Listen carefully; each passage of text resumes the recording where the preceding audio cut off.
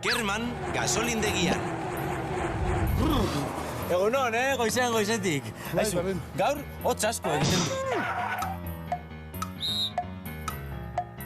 Bai, hemen asko egiten du hotza. Bai, eta barruan bero asko izango du. Bero asko, bai. Aizu, nik ez dut gozaldu eta goze asko daukat. Badaukazu kaferik? Bai, etorrenekin hemen badago kafeteia. Ze ondo, guazen, bai, mesedez. Nik gaur gogo asko neukan ohean geratzeko. Bueno, gaur eta atzo eta bihar. Bueno, egunero izaten dut ohean gelditzeko gogo handia.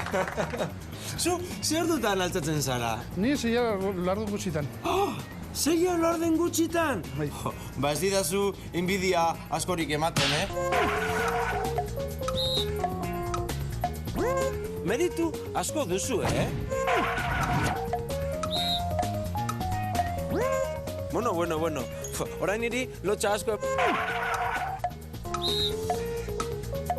ematen dit esatea, zer dutan jekitzen naizen.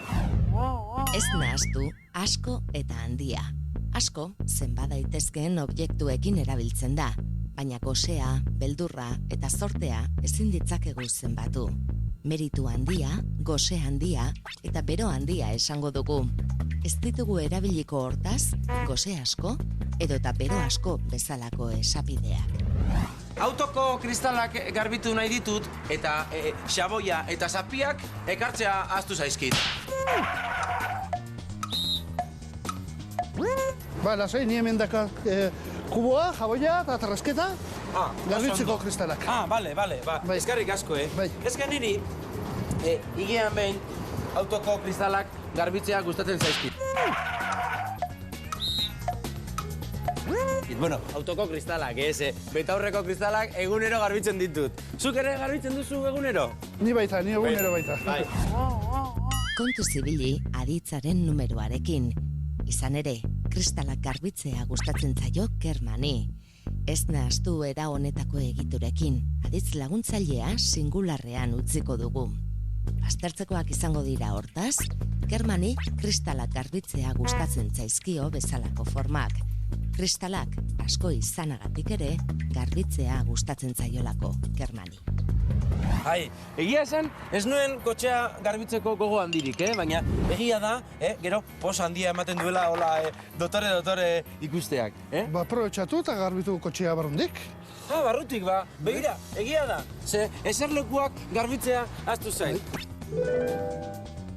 Bueno, sorpresa handia hartuko du amak, Bai. Ja, ondo bukatzeko lana alfombrak astindu. Ba, behitu, egia da, alfombrak astindu.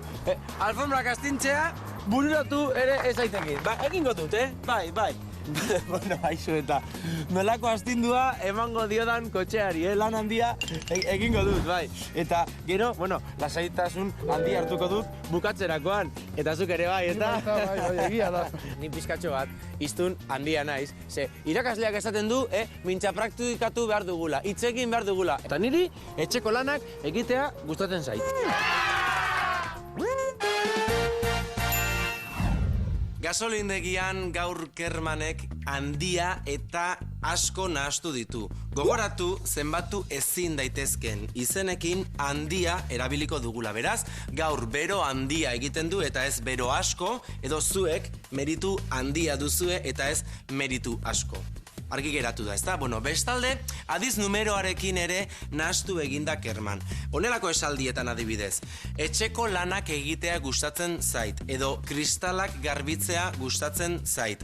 Kasu horietan, adiz laguntzailea singularrean ipiniko dugu gustatzen zaiguna garbitzea edo egitea delako, eta ez kristalak, beraz ezin dugu esan etxeko lanak egitea gustatzen zaizkit, edo kristalak garbitzea gustatzen zaizkit. Ez, gustatzen zait, singularrean. Ados? Bueno, zuek bai duzuela meritu handia, beraz, eutsi horri eta badakizu, honekin, edo arekin, baina egin.